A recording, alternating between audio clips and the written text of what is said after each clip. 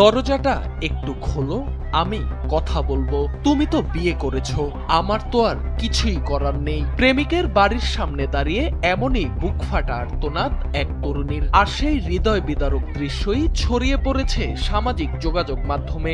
ঘটনাটি কুড়িগ্রামের চিলমারী উপজেলার রমনা ইউনিয়নের। জানা গেছে, দীর্ঘদিনের সম্পর্ক থাকার পর হঠাৎ অন্যত্র বিয়ে করেন এক যুবক। এতে মানসিকভাবে ভেঙে পড়েন ওই তরুণী। ভাইরাল হওয়া 23 সেকেন্ডের ভিডিওতে দেখা যায় প্রেমিকের বাড়ির সামনে দাঁড়িয়ে আবেগঘন কণ্ঠে কথা বলছেন তিনি। আর সেই আকুতি আশপাশের মানুষের মনেও দাগ কেটে যায়।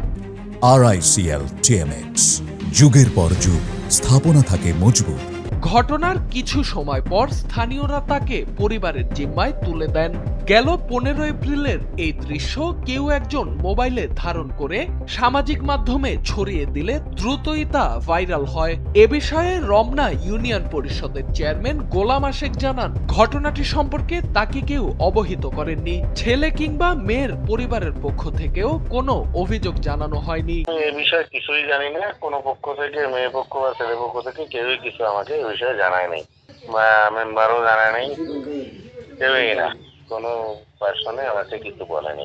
তুমি তো বিয়ে করছো, আমার তো আর কিছু করা যায়, আমি শুধু একটু কথা বলবো।